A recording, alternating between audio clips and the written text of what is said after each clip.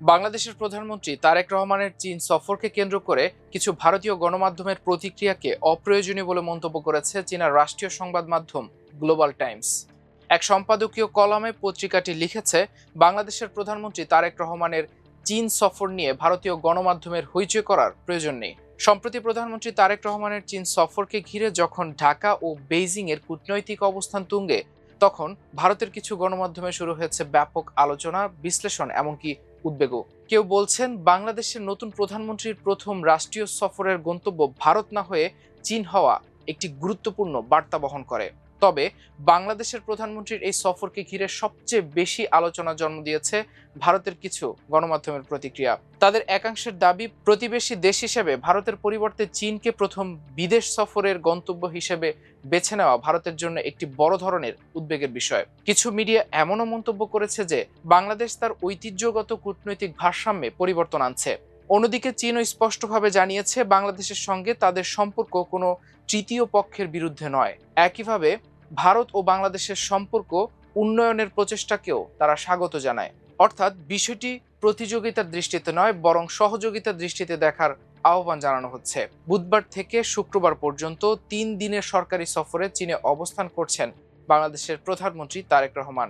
দায়িত্ব গ্রহণের পর এটি তার প্রথম চীন সফর। সফরকালে তিনি চীনের উত্তর পূর্বাঞ্চলীয় শহর দালিয়ানে অনুষ্ঠিত নিউ চ্যাম্পিয়ন্সের 17তম বার্ষিক সভা, যা গ্রীষ্মকালীন দাভোস ফোরাম নামেও পরিচিত, তাতে অংশ নেবেন। পাশাপাশি চীনের শীর্ষ নেতৃত্বের সঙ্গে বৈঠক এবং একাধিক দ্বিপাক্ষীয় চুক্তি স্বাক্ষরেরও কথা রয়েছে।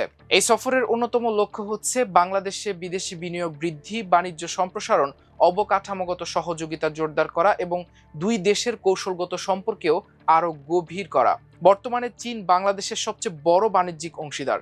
টানা 16 বছর ধরে এই অবস্থান ধরে রেখেছে দেশটি।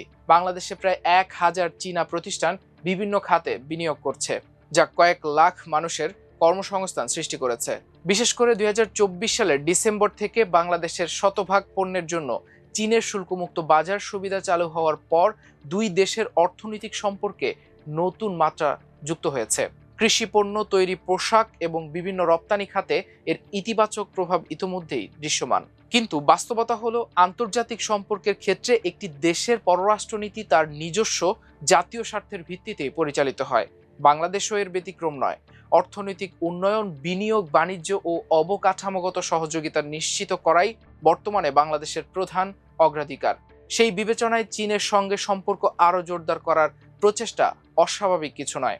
বিশ্লেষকদের মতে, বর্তমান বিশ্বে কূটনীতি আর শূন্য সমতার খেলায় সীমাবদ্ধ নয়। একটি দেশ একই সঙ্গে একাধিক দেশের সঙ্গে শক্তিশালী সম্পর্ক বজায় রাখতে পারে। বাংলাদেশও দীর্ঘদিন ধরে সবার সঙ্গে বন্ধুত্ব, কারো সঙ্গে বৈরিতা নয় নীতিতে বিশ্বাস করে এসেছে। দক্ষিণ এশিয়ার বর্তমান বাস্তবতায় আঞ্চলিক সংযোগ, বাণিজ্য, জ্বালানি নিরাপত্তা এবং অবকাঠামো উন্নয়ন সবচেয়ে গুরুত্বপূর্ণ বিষয়। তাই বাংলাদেশের প্রধানমন্ত্রী তারেক রহমানের চীন সফরকে শুধু একটি দ্বিপাক্ষিক সফর হিসেবে দেখলে ভুল হবে, বরং এটি এমন এক সময়ে অনুষ্ঠিত হচ্ছে যখন দক্ষিণ এশিয়ার দেশগুলো উন্নয়ন ও অর্থনৈতিক সহযোগিতাকে সর্বোচ্চ গুরুত্ব দিচ্ছে।